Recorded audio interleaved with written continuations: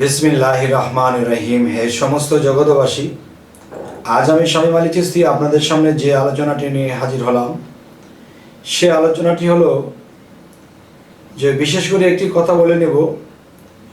আজকে নতুন করে আপনাদের সামনে আমি উপস্থাপনা করতে আসলাম যে যেভাবে আজকে ভিডিওতে দাঁড়িয়ে কথা বলছি, হয়তো এরকম দাঁড়িয়ে কথা বলতে খুব কমই দেখেছেন। তবে যাই হোক, আজকের যে মূলত আলোচনাটি করব সেটি হলো যে এই জগতের মানুষে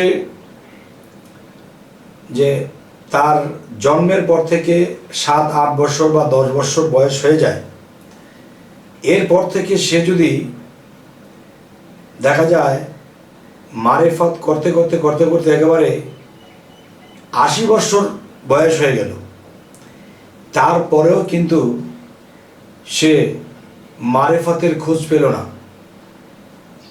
তাহলে একদল লোক আছে, তারা ভাবে যে আমরা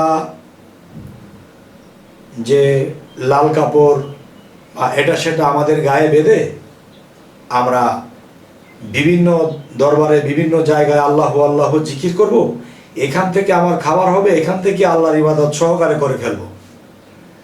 না বাবা, এরকম ভাবনা চিন্তা কেউ কখনো করবেন না। যদি এরকম ভাবনা চিন্তা কেউ করেন, তাহলে মনে করেন ইহকালও খাইলেন, পরকালও খাইলেন। তবে এমন চিন্তা ভাবনা যারা করলেন, আজকের এই আলোচনা থেকে অবশ্যই যে কথাগুলো বলা হবে যে এই সাইট বা এই জিনিসগুলো আপনারা ত্যাগ করে দেবেন। যদি সত্য সঠিকভাবে আপনারা এগোতে চান, যে এই দুনিয়াতে যেমন আল্লাহ একটি আয়াতে বলেছে, যারা দুনিয়ায় আমাকে দেখলো না এবং দেখার চেষ্টা করলো না, হাসরের দিন তারা অন্ধ হয়ে উঠবে। এই আয়াতটাকে অনেক কাটছিট করে ফেলা হয়েছে। দেখা গেছে যারা এটাকে তাফসির করে বা করে, এরা কিন্তু এটাকে একেবারে নষ্ট করে দিয়েছে এক প্রকার।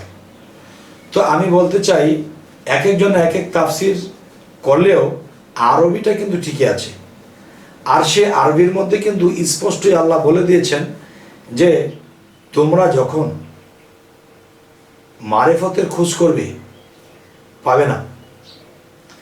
কারণ শরীয়ত, তরিকত, হাকিকত, মারেফত, এই জিনিসগুলোর মধ্যে 4টা জিনিস অবশ্যই লাগবে। কারণ আমার সৃষ্টির দিকে লক্ষ্য করে দেখো, সমস্ত সৃষ্টি আমি 4টা পদার্থ দিয়ে আমি ঢাকনা দিয়ে দিয়েছি। আমের বিচিটাকে আমি আমের শোভা দ্বারা ঢাকনা দিয়েছি, আর শোভার মধ্যে যেই রসালো খাদ্যটা আমি চামড়া দিয়ে ঢাকনা দিয়েছি, এবং সর্বশেষ ভিতরে আমের যে বিচির ভিতরে কিন্তু আরও একটা বিচি থাকে। তাহলে পর্ব বাই পর্ব আমি রেখেছি।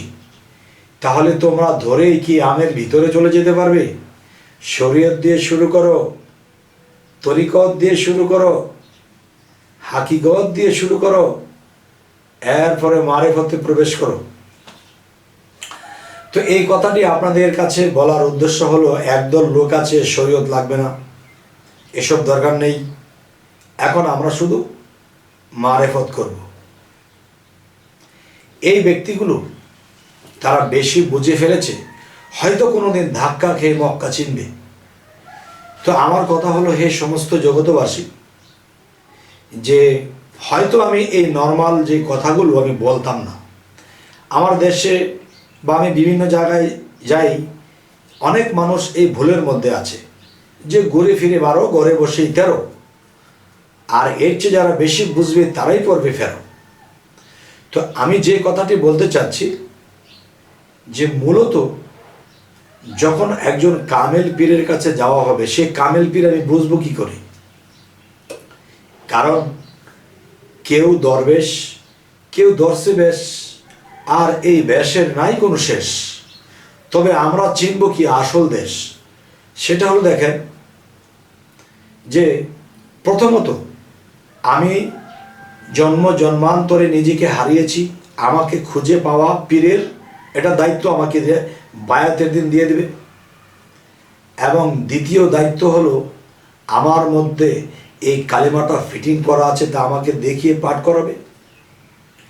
এবং আপনি দেখবেন যে প্রতিদিন মানুষ ঘুমায়, এমন লোক আছে প্রতিদিন স্বপ্ন দেখে কিন্তু স্বপ্নের ব্যাখ্যা বোঝে না।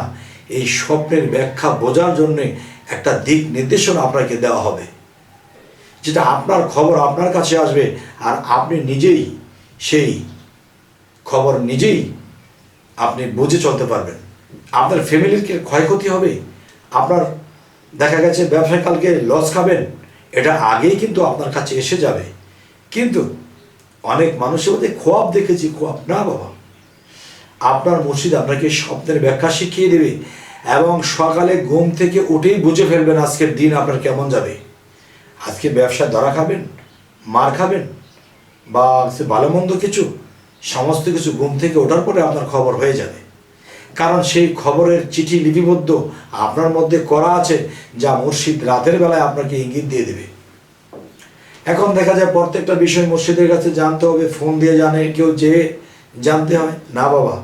আপনাকে যে কর্ম আমল সাধনা দেবে রাতের বেলা, সেই কর্ম করে যখন ঘুমাবেন, কালকে কি হবে, পরশু কি হবে এবং 6 মাস পরে কি হবে, সেই খবরটা পর্যন্ত আল্লাহ আপনাকে দিয়ে দেবে।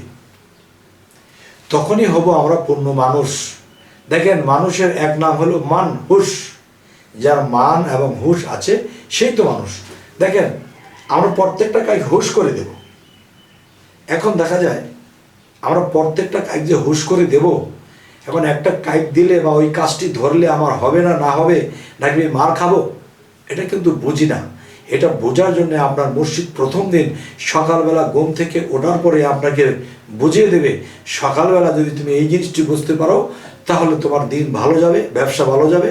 আর যদি এই জিনিস না বোঝো তাহলে তুমি কিন্তু ধরা খাবে আর ব্যবসা খারাপ হবে। আজকে সে ব্যবসা না করলে, বড় কোনো লেনদেন না করলে।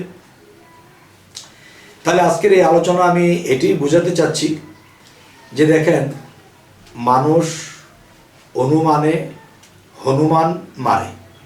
তখন ঘুম থেকে উঠে সকালে দেখে মানুষ মরে আছে, তখন কিন্তু তার জেল খাটা ছাড়া আর উপায় নেই। তাই আমি বলবো যে অনুমানে কেন, দেখে শুনে বুঝে করব। তাহলে দেখা যায় একটা পীরের কাছে প্রতিদিন যাওয়া সম্ভব নয়, কাজ আছে, ব্যবসা আছে, চাকরি আছে। একটা স্বপ্ন দেখেছি, কি দেখেছি বাবার কাছে দৌড় দিই না, আপনাকে সেই স্বপ্নের ব্যাখ্যার ইঙ্গিত দিয়ে দেবে। 10 মিনিট আপনার সাথে কথা বলবে, এই 10 মিনিটের ভিতরে আপনি ঘুম থেকে উঠলে বুঝবেন আমার দিন কেমন যাবে এবং সারা রাত্রের মধ্যে কয়টা স্বপ্ন দেখেছেন, কোন স্বপ্নটা কি বুঝিয়েছে, সেটার পয়েন্টগুলো আপনাকে 10 মিনিটের মধ্যে বুঝিয়ে দেবে। তাহলে আপনি ঘুম থেকে উঠলেই বুঝে যাবেন যে আপনাকে এই জিনিসটি বোঝানো হয়েছে, আজকে ব্যবসায় লস হবে, আজকে আমার একটা বিপদ আছে, তখন আপনি আগেই সংযত হবেন। এই জন্য কথা বলা হয়েছে যে আগে হও যায় বায়াত, পীরের কাছে জমা থাকে মুরিদের হায়াত। কথাটা সত্য। তো মুরিদের হায়াত কখন, যে আপনার হায়াত, মন, দম, দৌলত, মন, জ্ঞান, বিবেক যা কিছু আছে সমস্ত কিছু অর্পণ করেছেন, সমস্ত কিছু মুর্শিদের নামে দিয়ে দিয়েছেন। এখন মুর্শিদ যে আপনাকে নিল, সমস্ত কিছু আপনাকে কি দিল, আমাকে কি দিল, আমি তো সব দিয়ে দিলাম। তাহলে আপনাকে কি দিল, সেই জিনিসটা যদি আপনি পান, আপনি অবশ্যই বায়াত হয়ে যান, তখন সে বায়াতে আপনি আর ঠকবেন না। তবে যাই হোক, এই সমস্ত জগতবাসী, আজকের যে কথাটি আপনাদের সামনে বললাম, এই কথাটি কিন্তু অবশ্যই বোঝা দরকার, জানা দরকার। আর এই জিনিসগুলো অবশ্যই পেতে হবে। চৈতন্য জ্ঞানী না হলে কিন্তু আপনি ইহকাল পরকাল আপনি খুব বিপদের মুখে পড়ে যাবেন। তাই বলবো, হে সমস্ত জগতবাসী, আজকের এই আলোচনা এই পর্যন্তই বললাম। এই আলোচনাগুলো কেমন লাগলো জানাবেন এবং সামনে কি ধরনের আলোচনা চাইছেন তাও জানাবেন। সকলেই ভালো থাকবেন, সাবস্ক্রাইব করে নেবেন, ফেসবুক হলে ফলো করে নেবেন। আল্লাহ হাফিজ।